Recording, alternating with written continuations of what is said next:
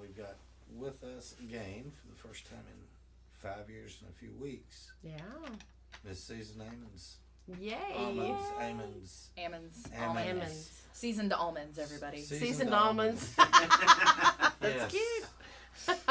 Yes, I never thought about it that way. I hadn't either. But she's, you know what? The way she's writing and performing and everything, she's getting seasoned.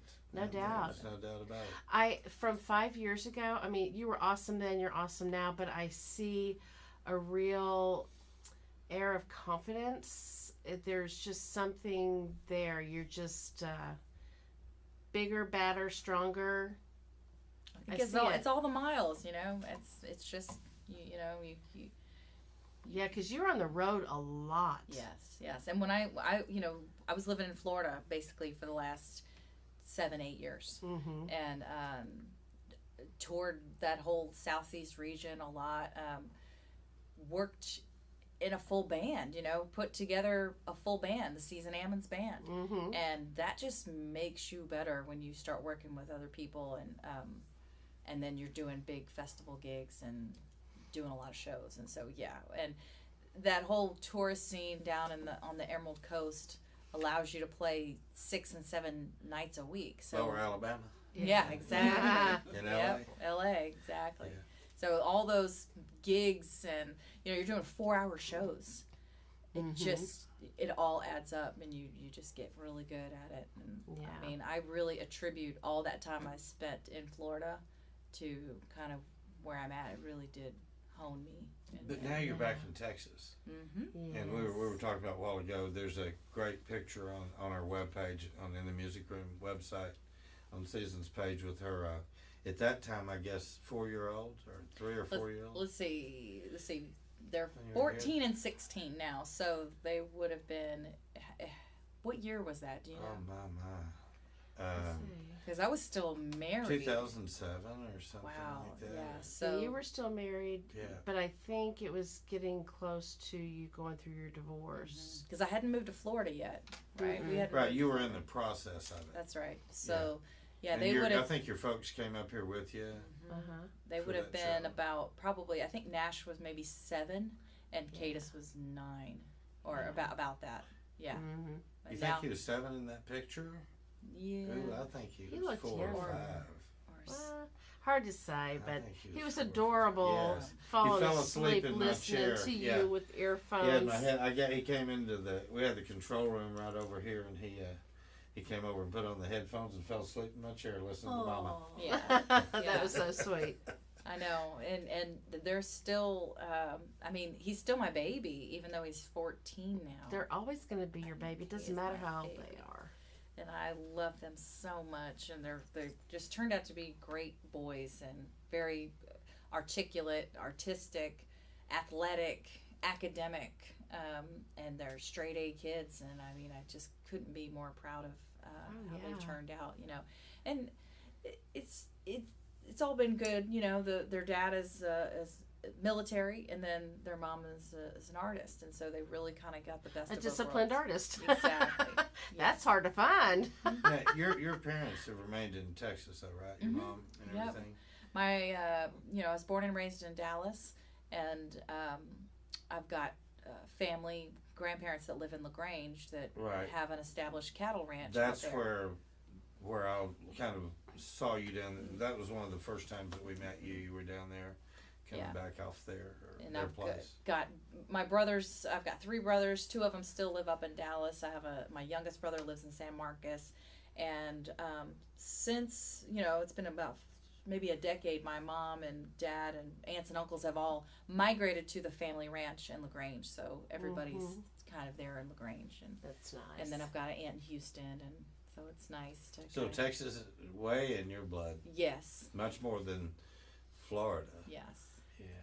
Yeah. And that's how we ended up out there. Was Matt, my ex-husband, was military, so we were living in Houston for a little while, and then we got stationed to Florida. And What base was he at?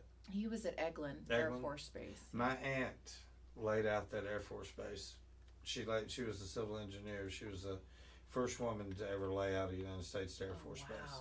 That's and cool. it was the largest in the world. Yeah, It's the largest it space is. in the world, still to this day. It still is. Yep. Yeah. And it's beautiful there. I loved living there. You know, the beaches are amazing. We're talking white sand and Gorgeous. emerald water. It was gorgeous. Kind of hard to go back to Galveston, isn't it? Oh yeah. There's no way. It's like I am happy to say that Florida is kind of like a second home to me. So it's like if I want the beach, that's where I'm going And to I go. love Galveston, but I don't love the beach at Right, Galveston as right. much. I love the town. Mhm. You know, Yeah. the old town. Yeah. But well, let's back up a little bit here because we're kind of assuming everybody listening to this knows your background. First of all, you had talked about you were born and raised in Dallas, and what got you into music in the first place? Well, I've always loved music. As a kid, I was drawn to music and melodies. I knew that music was special because it made me feel a certain way. And I remembered asking my mom around 5 years old, "Mom, how do you write a song?" And I remember she looked at me and she was like, "I don't know," you know. And it's so that I always, I don't know, just loved music. And then, but I was also really terribly shy. And it really wasn't until about 14 years old I got into choir and sort of was able to sing, but with a group of people, so I didn't feel so shy. And then played a little piano. I had a keyboard at home, and eventually I had a neighbor who was moving, and she had this old beat up classical Oscar Schmidt guitar. Mm-hmm. And she said, you know, I know you play piano, and, you know, do you want this guitar? And I said, yes. And so sort of taught myself how to play a little bit. I used to play with it flat on my lap. Nylon string? Mm-hmm. Yeah. And the action was like this far. Oh, yeah. Out. It was like, Yeah, you could have played it like steel guitar. exactly. Well, It was she just did. like It was in her big, lap. big clunky thing, and I tuned it like a piano. Like I tuned it like a chord. I just sort of would tune it, and then I was playing on my thumb and would write little songs. And always was a poetry writer, short story writer. And when I sort of had that moment where I understood that all that a song was a poem put to music, and it just clicked for me. And then it was right around all that time that Leanne Rimes had come out with her big song Blue that had hit the radio, and she and I are the same age, and she came from Garland, which is where I went to school. Middle school, high school was Garland, Texas, suburbs of Dallas. Did you go to Garland High? I didn't. I went to Naaman Forest, Naaman Forest, okay. which was one of the newer Right. schools. And so my mom was sitting there saying, hey, there's this girl. She's 15 years old and she's on the radio. You could do that, why don't, and I'm going, well, yeah, maybe. And she found out a little bit how she got her start, and she was always singing at the Garland Opry. And I didn't really know what the Opry was, and we started looking into it, and basically all throughout Texas, all the little tiny towns, they have Opries, and they're community-driven shows that kind of give artists a place to go and play. Yeah, and it's a fun event that they would put on every Saturday. So I auditioned for the Garland Opry, got to to be a regular on the Opry scene there, and then started. And how old were you at that I was point? 15, 16. Okay. And my mom and I would go out every weekend and go do an Opry. So we started doing a little Texas Opry circuit, and then from there, I remembered, wanting to leave. I just was itching to get out of town, and I left home when I was 17 and thought I knew everything. Of course. And just kind of kicked around for a little bit. And you knew everything a 17-year-old Of should course, yes. My guess is that you were the wild child of the family. Yes, I was. Yes. I was. Well, my two brothers were pretty wild too, but they were. And Daddy raised hell. Exactly. Daddy raised hell. That's right. We all kind of moved out early, so we all kind of left. It was just what we did. Poor mom. I know. We're all really good now. Me and my mom, we're like this. Me and my mom are like that. But for a little while, we just couldn't stand each other. But that's because I was crazy and doing crazy things. And she's probably holding her ground. yeah, exactly. And she was. Yeah. And so Moms can do that. They Better than certainly anybody. can. But it was a couple years after that. I was 19. I moved to Nashville because I was really wanting to dive more into songwriting. Mm-hmm. Did you get a lot out of Nashville, do you think? I think I did. Yeah. I didn't know what the hell I was doing. I had no plan when I moved there.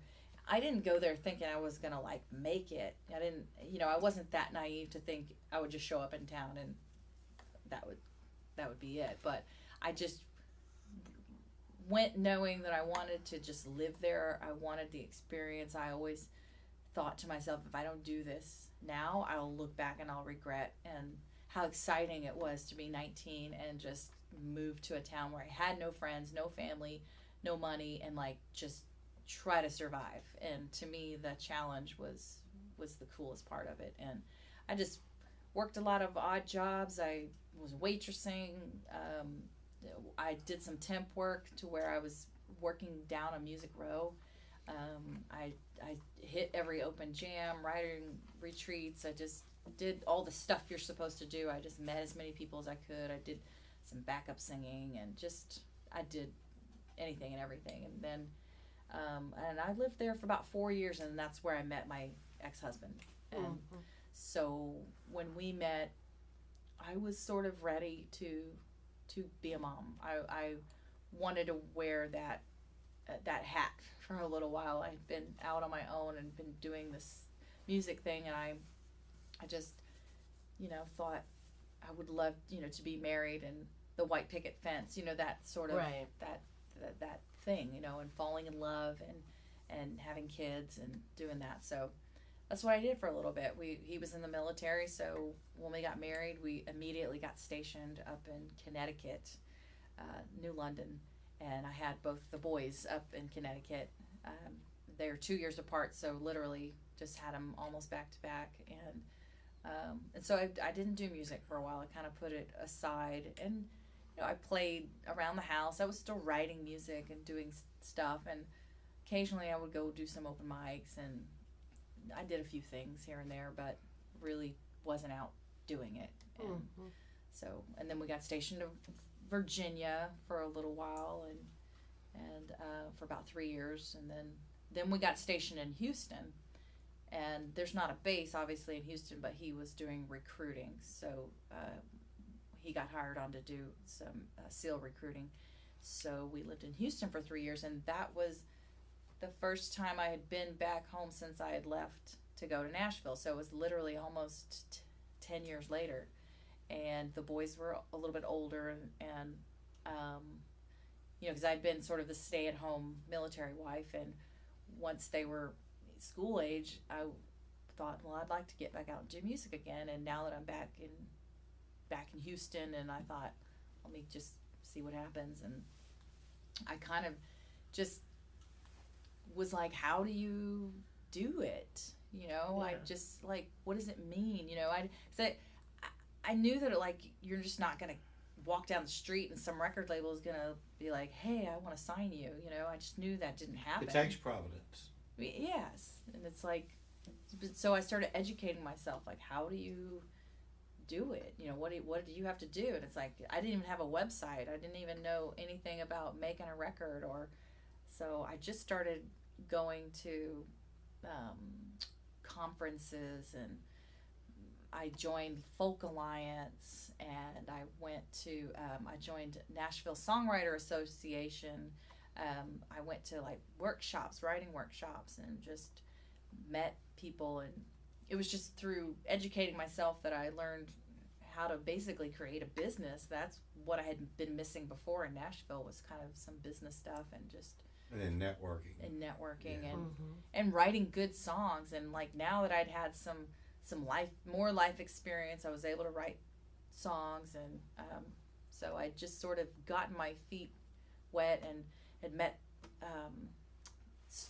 some people that hooked me up with Stormy Cooper, who was a producer, and he was the bass player for Roger Krager, who's a big Texas country guy, and he had just opened up a studio, and I was one of his first clients, and so started making a record, and it was kind of my first attempt at a record, and put some songs down, and got some Now, cards. what year was this? This was, I released it in 2011. Started recording it back in, it was 2010. And that 2010 is when I sort of declared to myself and to my family and to everybody, it was like, okay, this is what I'm doing. I'm a singer, I'm a songwriter, I'm an artist. Yes, I know I've done it before. You know I've been doing this my whole life, but now I'm taking it seriously. This is all I'm going to do. This is going to be my career. All I'm going to do. Yes, Yeah. career, and just putting it all out there. So, just as I was put this record out in 2011 and gotten, some gigging was going on and had gotten some recognition from the Texas Music Awards, had gotten some nominations, and then we got stationed to Florida. So it was like just as I was starting to do some stuff, then we up and moved to Florida, and basically I had to kind of start all over again in Florida. But it was a little bit easier because I had this record out already, and I had already had some experience with networking and knowing how to get in and do the grind. And so when I got to Florida, I hit the ground running and just networked, my ass off, and we just hit open mics and started gigging and met people and formed a band and just kind of got going out there. Somewhere along the way we met you. I know. I'm trying to remember. I could look on was the website. Was it Ken Gaines that? Was it Ken that introduced us to start I with? want to say it was Ken. Yeah. It's been so long think ago, it and it was. just seems like you've been with us all along, I know. And what a great guy to take you under his wing in Houston. Yes. There was some really great people. Brian Kalanick. Oh, Brian's a Oh, great yeah. friend. Brian Yeah. and Ken and a lot of people from Folk Alliance really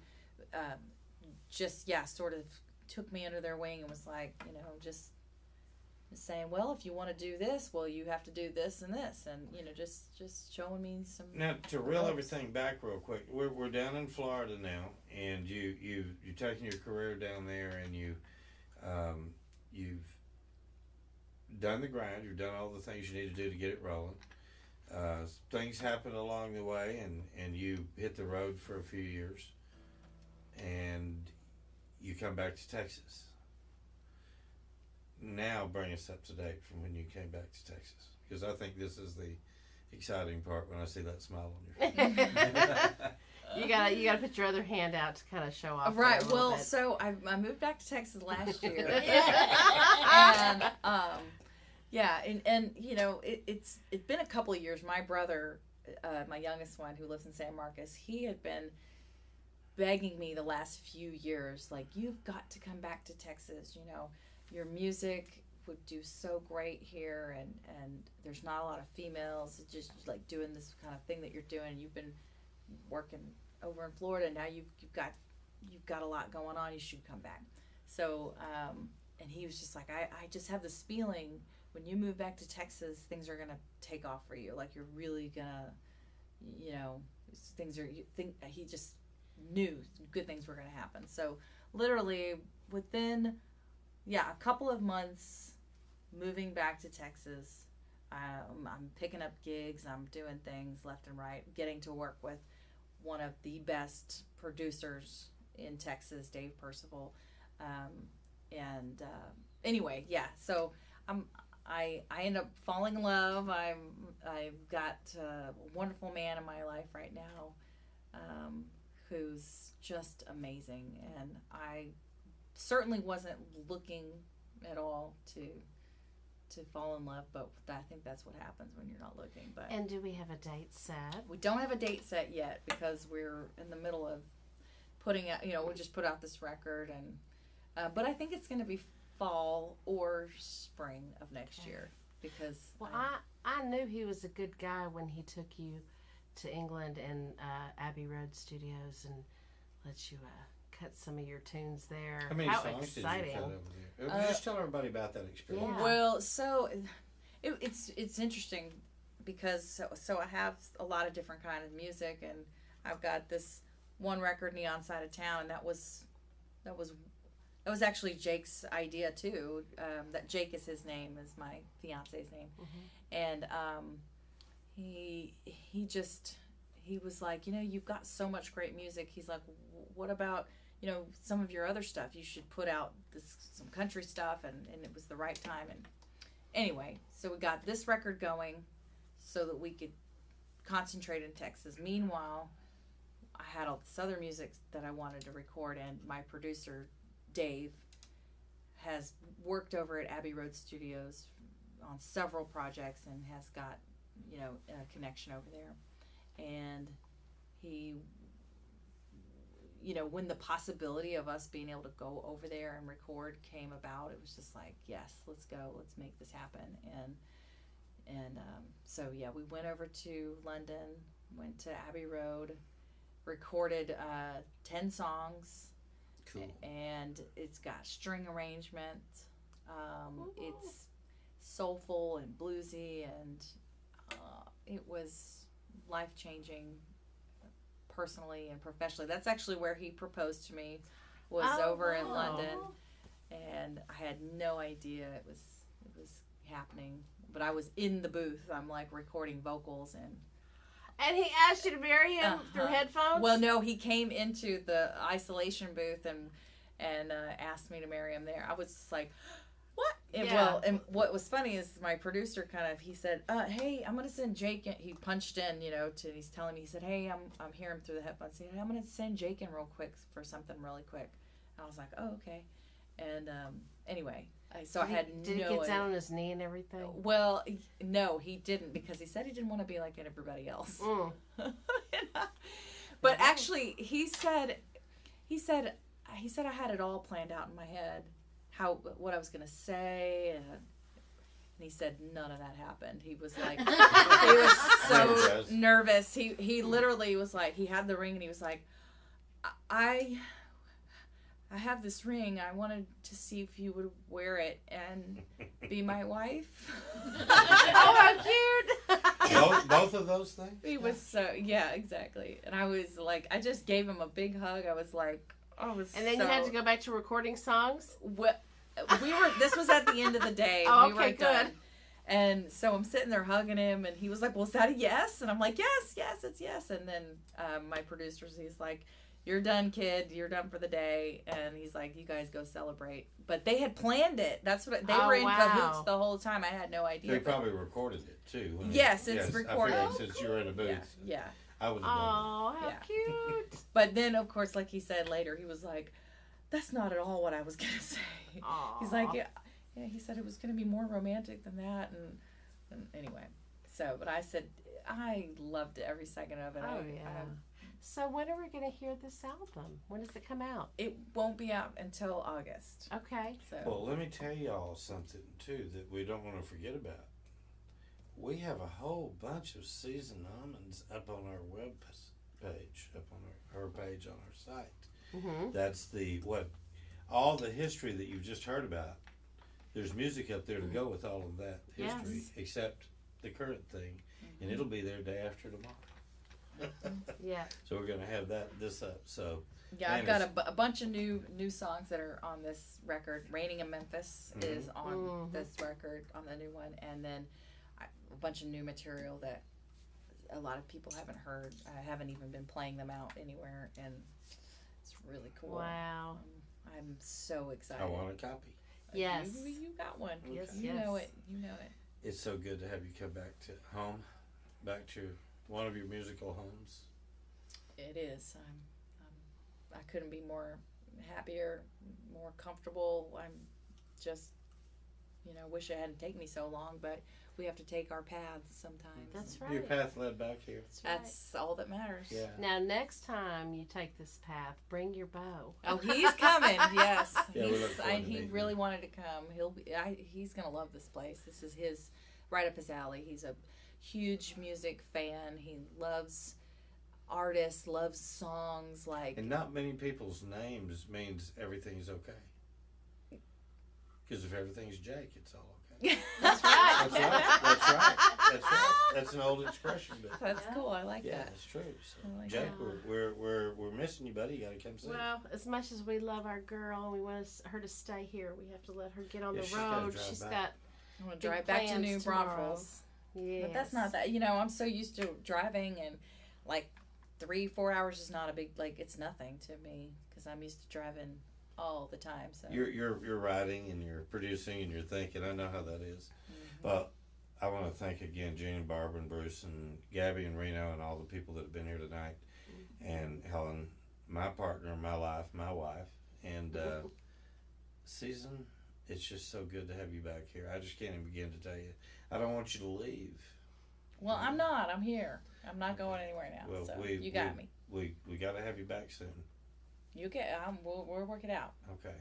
We can. We work love it you. out. Love you guys too. And you're in the music room.